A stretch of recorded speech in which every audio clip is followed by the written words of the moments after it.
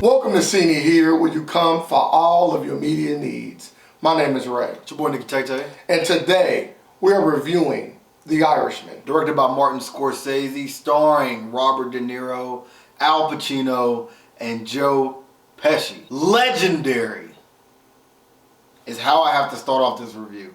This is a legendary collaboration. Not only do we get to see Robert De Niro with his longtime director Martin Scorsese make a return to movies since 1995, because their last movie together was The Casino. We also get to see Al Pacino on the screen with Robert De Niro again. They haven't done a movie since Righteous Kill. That was like early 2000s, right? And then, just to add a cherry on top, we get Joe Pesci coming out of retirement. And of course, you know this movie has to be a mob movie, right? Yeah. I mean, there is nothing more legendary than to see these guys do almost what they were born to do, right? To play the mob, mafioso, crime roles, and just to do it so well, to have, you know, a movie that could be on the level of a Casino or Goodfellas in the 2010s and be as good is amazing. This film is just everything you want it to be. If you're a fan of any of the movies I've named, if you're a fan of The Godfather, if you're a fan of A Bronx Tale, if you're a fan of Raging Bull, if you're a fan of anything Scorsese has done, De Niro has done, Pacino has done, Pesci has done, The Irishman is the film for you. Oh man, it's amazing. For those of you that don't know what The Irishman is about, it is a film based on the book called I Heard You Paint Houses, which was written by Charles Brandt, which is a telling of the life of alleged mafia hitman Frank Sheeran, or should I say Frank the Irishman Sheeran, right? This movie is about his life and things that happened with his life, allegedly, you know, according to him. None of these, or most of these things, can't be proven or weren't proven. But the main point of this film is to talk about Frank, how he entered the mob, how he began becoming a hitman for the mob, and then also his relationship with Jimmy Hoffa, who was played by Al Pacino. This movie is long, right? This movie is 3 hours and 20-something minutes. But this is a classic. Instantly a classic, a mob classic, a classic movie for all of these actors. I couldn't ask for more. Let me just stop there. I'm going on. This movie is everything.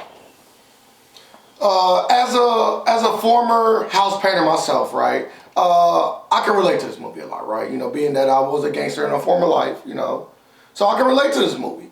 And one thing I can say about this movie that I enjoyed was how factual they were trying to be. They really brought up a lot of details about a lot of people that we have heard of or haven't heard of and what may or may not have happened to them, right? Yes, this movie has speculations, as you said, right? Because nothing has been proven, right? But this movie felt real. And I think that Scorsese did a good job of doing his research and getting the best cast possible to maybe do his last gangster film ever, right? This could be his last gangster film. Not his last film, but maybe his last gangster film. And it ended off on a great note. This movie was in the vein of all of the other great gangster movies in the past. And there is no gangster movie without the three people that was in it. And you already harped on this. I don't want to go on all that too much. So let me talk more about the movie from a technical standpoint.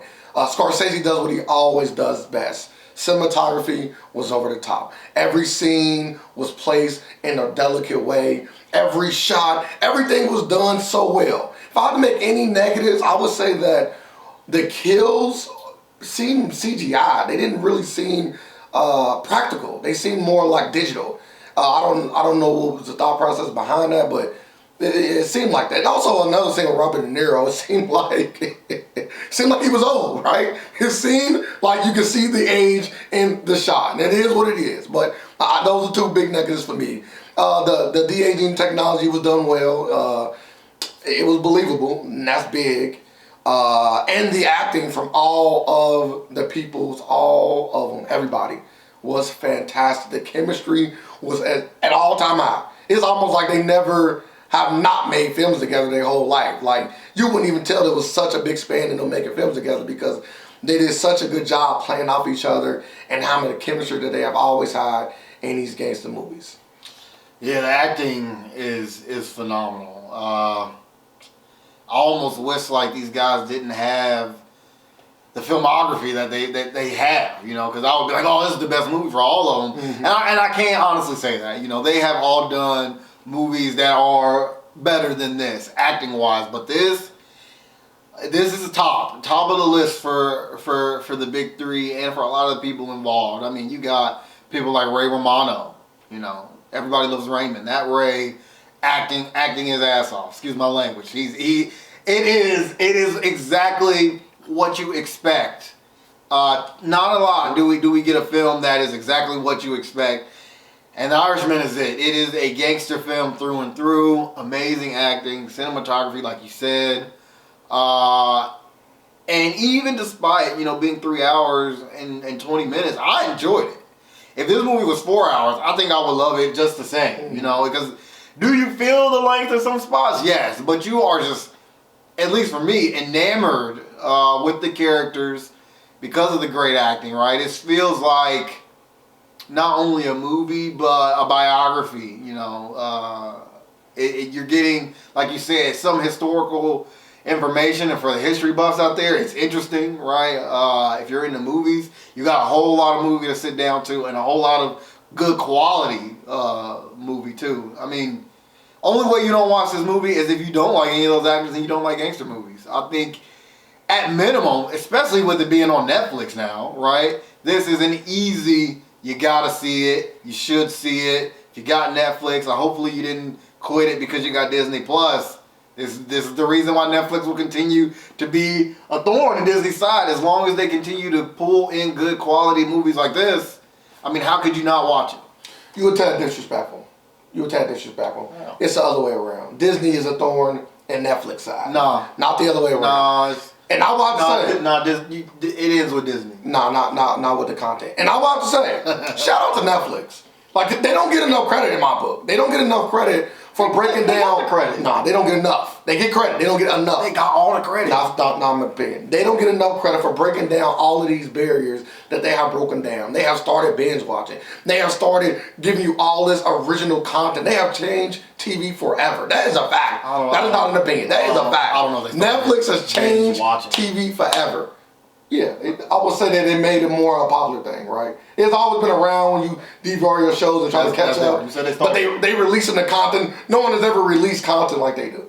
They started that, releasing of the whole show, every episode. They started that. I can't think of nobody else that has done through a legal streaming platform yet. Oh, absolutely, of course, legal. And like I said, shout out to Netflix because they keep pushing the bounds. They are willing to go broke to give the people what they want, and that's amazing original content. I can't speak enough about how many great things they have gave us in the past, and I hope Netflix continues to give us great things going forward, like the movie The Irishman. The Irishman is a great example why people have fell in love with mobsters. This is a movie that I can see once again starting a whole nother trend of sayings and all these other things going forward, just like the other amazing gangster movies have done in the past. This movie is a marriage of all the things that we love about gangster movies, right? It's a marriage of all the things we love about Scorsese, about Al Pacino, about Joe Pesci, about Robert De Niro. This is a movie that has shown you everything you need to know about all of the people and parties that are involved. With that being said, I'll have to give this movie a 9.2.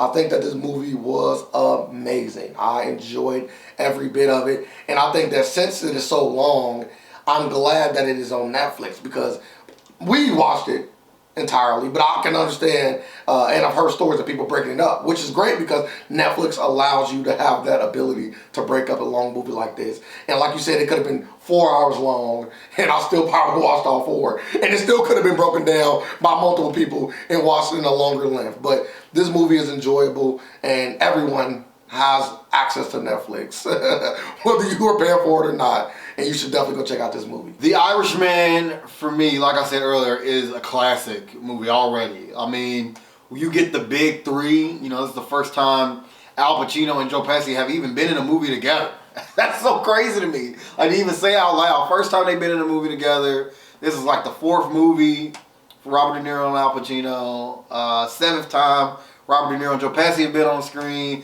And then Martin Scorsese and Robert De Niro got classics together. And this film is another one. I can't stress that enough. A classic, like I said at the beginning, legendary movie. Absolutely on the same page with you. 9.2. This movie is top tier.